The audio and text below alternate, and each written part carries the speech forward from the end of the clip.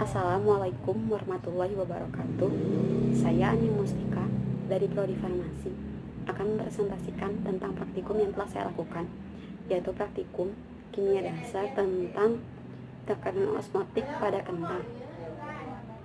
Sebelum mulainya, mari kita mengucapkan Bismillahirrahmanirrahim. Bismillahirrahmanirrahim. Adapun yang saya akan sampaikan adalah sebagai berikut. Apa itu tekanan osmotik? Peristiwa osmosis adalah gerakan molekul peralut melalui membran semi-permeabel ke larutan yang lebih pekat. Sedangkan tekanan osmotik merupakan tekanan yang memiliki sebuah benda untuk mempertahankan keseimbangan osmotiknya. Tujuan dari praktikum ini yaitu untuk mengetahui apa yang maksud dengan tekanan osmotik. Kedua, untuk mengetahui tekanan osmotik pada kentang dan larutan garam yang pekat.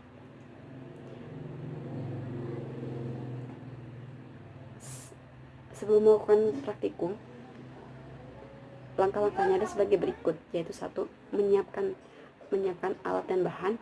Alat-alat yang digunakan yaitu timbangan, gelas, sendok, pisau, dan pita. Adapun bahan-bahannya yaitu kentang, air 200 ml, garam 1 sendok makan. Cara kerja ataupun langkah-langkah yang harus dikerjakan yaitu 1. Siapkan air. 1. Siapkan alat dan bahan yang akan digunakan, yaitu mempersiapkan seperti timbangan, gelas, sendok, pisau, pita, kentang, air, dan garam. Kedua, kupas kentang menggunakan pisau.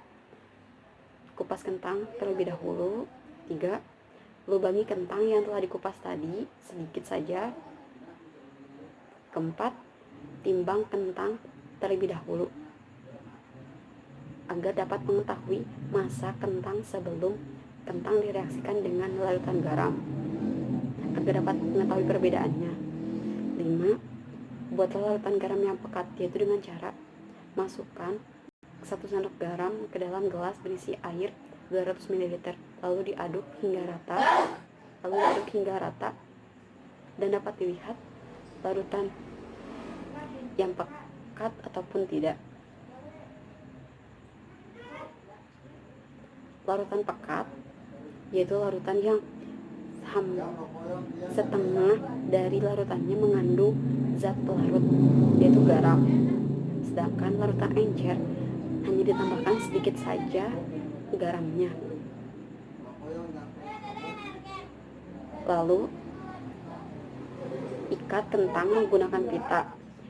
Fungsi mengikat kentang menggunakan pita yaitu agar pada saat kentang dimasukkan ke dalam gelas, kentang tidak akan tenggelam. Dapat digunakan cara yang lebih efektif daripada harus ditalikan dengan pita. 8. Masukkan kentang ke dalam gelas atau larutan garam yang pekat tadi. Upayakan agar kentang tidak tenggelam. Bisa dengan cara dipegang ataupun ditali ke benda di atasnya. 9. Tunggu sampai 30 menit. Kita harus menunggu percobaan tadi selama 30 menit agar dapat melihat perbedaannya. 10.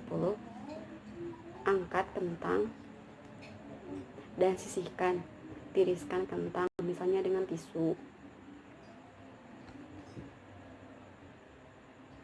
Selanjutnya,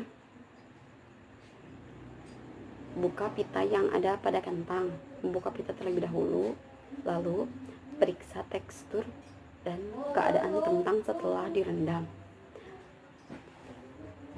Setelah direndam, kentang akan berbeda teksturnya. Tekstur kentang yang semula keras dan kuat akan agak sedikit lembek dan warnanya pun agak kecoklatan. Lalu timbang kembali kentang. Lalu catat hasilnya, catat hasil timbangannya tadi. Kentang yang sebelum direaksikan berukuran 50 gram dan setelah direndam selama 30 menit dalam larutan garam yang pekat berkurang menjadi 45 gram, dan teksturnya yang sebelumnya keras menjadi agak lembek.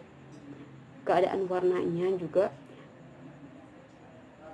yang awalnya kuning bersih menjadi kuning kecoklatan.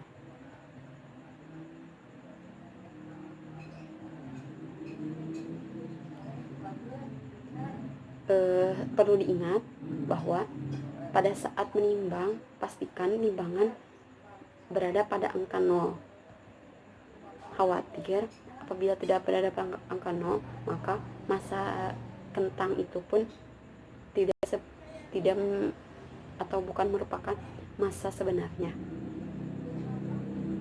Setelah dilakukan percobaan tadi, kesimpulan yang dapat diambil yaitu osmosis merupakan bergeraknya air dari larutan yang konsentrasinya lebih rendah ke konsentrasi yang lebih tinggi. Dalam praktikum ini dapat disimpulkan bahwa kentang yang dimasukkan ke dalam larutan garam mengalami penurunan berat atau massa sebelum dan sudah direndam di dalam larutan garam yang pekat, disertai dengan perubahan tekstur dan warna dari kentang itu sendiri.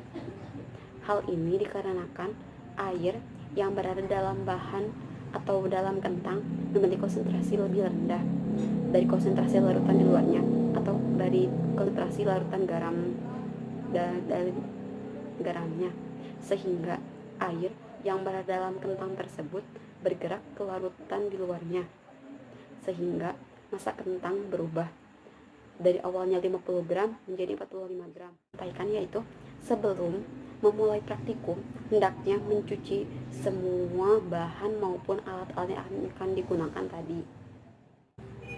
Yang dapat saya sampaikan, kurang lebihnya saya mohon maaf karena saya masih dalam tahap pembelajaran. Terima kasih kepada pihak-pihak yang telah mendukung, keluarga maupun dosen dan teman-teman semuanya. Semoga praktikum sederhana ini dapat diterima.